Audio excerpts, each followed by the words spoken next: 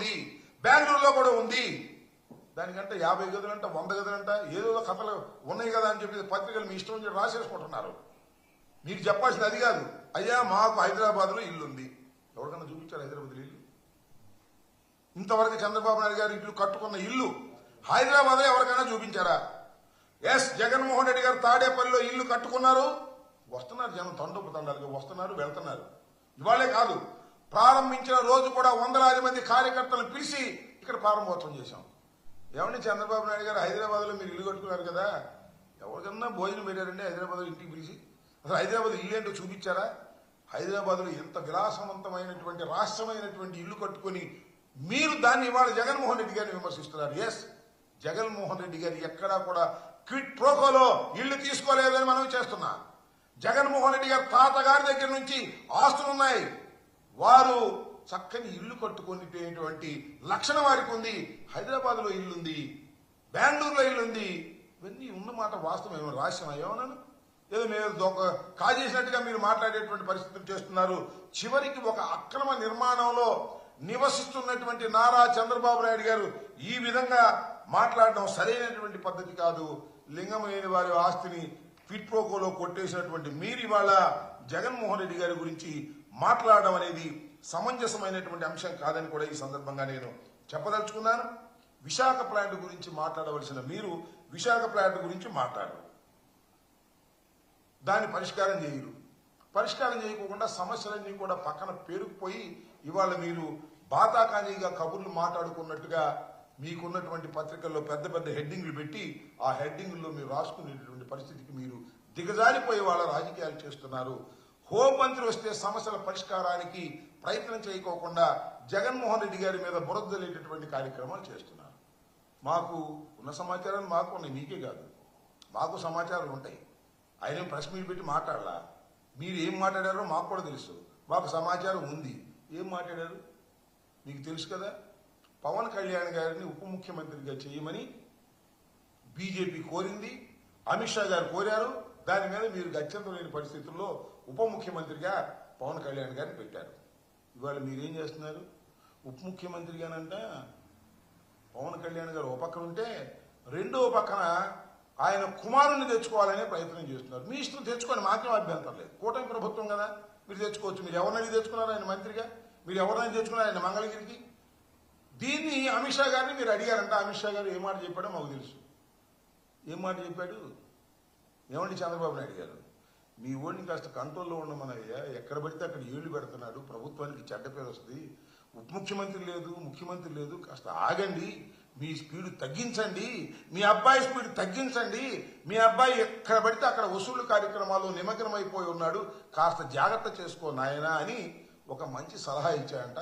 ఆ సలహాని బయటకు రాకోకుండా మీరు ఇవాళ ఇలాంటి పుంఖాలు కథలు జగన్మోహన్ రెడ్డి గారి నివాసాల మీద వాటి మీద వీటి మీద రాసేటటువంటి ప్రయత్నం చేయడం అనేది ఒక దిగజారిపోయినటువంటి వ్యవహారాలు మీరు చేస్తున్నారు.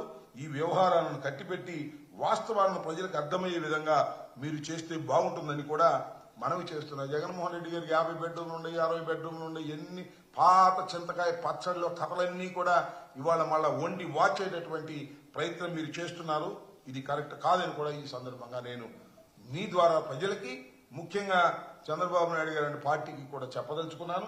ఇలాంటి కాకమ్మ కథలు చెప్పేటటువంటి ప్రయత్నం చేయవద్దని కూడా మరొక కూడా ఉంది. వాళ్ళ నదీ జలాల సమస్య ఎంత భయంకరంగా ఉందని అడుగుతా ఉన్నా. అరే శ్రీశైలంలోనూ నాగార్జున సాగర్లోనూ మనకు వ్యవసాయానికి రావాల్సినటువంటి నీళ్లను తెలంగాణ ప్రభుత్వం టకటకా విద్యుత్తుకు వాడుకుంటుంటే అడ్డుకునే పరిస్థితి లేదు. ట్రిబ్యునల్ దగ్గర వాళ్ళు ఫైట్ చేయాల్సినటువంటి పరిస్థితులు ఉన్నాయి. ఇలాంటి పరిస్థితులు అన్నీ ఉంటే ఈ పరిస్థితుల మీద మీరు అమిత్ షా గారితో మాట్లాడరు. జగన్మోహన్ రెడ్డి గారి ఇళ్ల గురించి ప్రస్తావన జరిగినట్టుగా లేనిపోని కథనాలు వేసి ఏదో పుక్కిడి పురాణాలు చెప్పేటటువంటి కార్యక్రమం చేయటం చాలా దురదృష్టకరమని కూడా ఈ సందర్భంగా నేను చెప్పదలుచుకున్నాను. మరొక అంశాన్ని కూడా ఇక్కడ మీకు ప్రస్తావన చేయాలని అనుకుంటున్నాను. అదేమిటంటే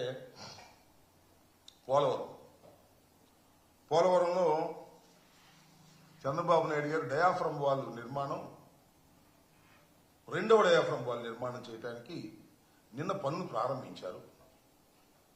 ఏదో T5 ఏదో సంథింగ్ లైక్ దట్.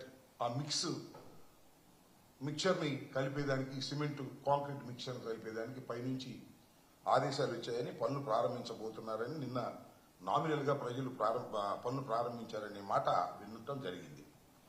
పదే పదే చంద్రబాబు నాయుడు గారు చెబుతాడు. మొన్న కూడా చూశాను నేను. ఎన్నిసార్లు చెప్పినా అదే చెప్తాడు. డయాఫ్రమ్ వాల్ పోవడానికి జగన్మోహన్ రెడ్డి గారి కారణమని నేను కొన్ని వందల సార్లు చెప్పా, మళ్ళా చెప్తున్నా. డయాఫ్రమ్ వాల్ అనేది దెబ్బతినడానికి గల కారణం నారా చంద్రబాబు నాయుడు గారి అవివేకం.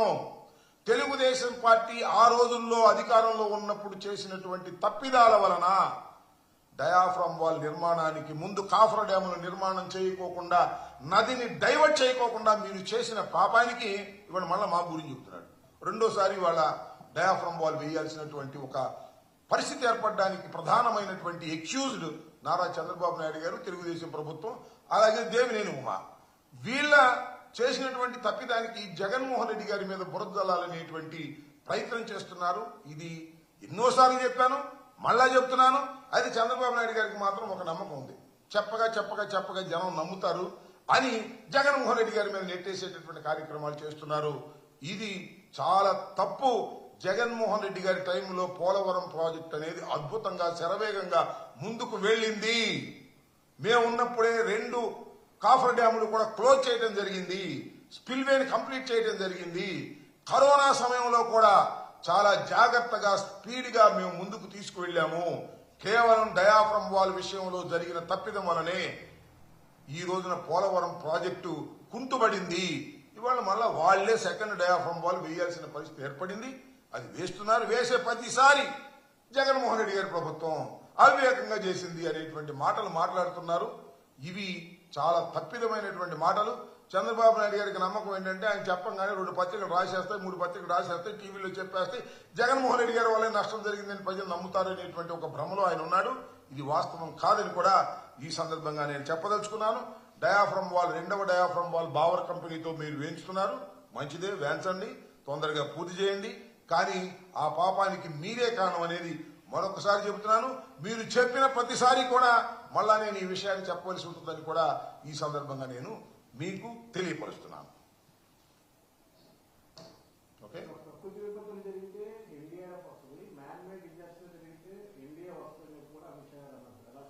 ఎవరంది?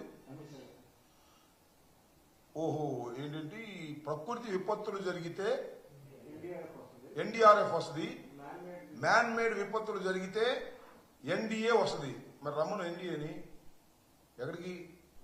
తిరుపతి రమ్మనండి. 6 చనిపోయారండి.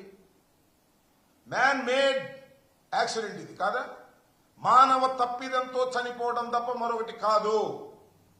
తిరుపతిలో నేను మనవి చేస్తున్నా. నాకు ఇప్పుడు 68 సంవత్సరాలు.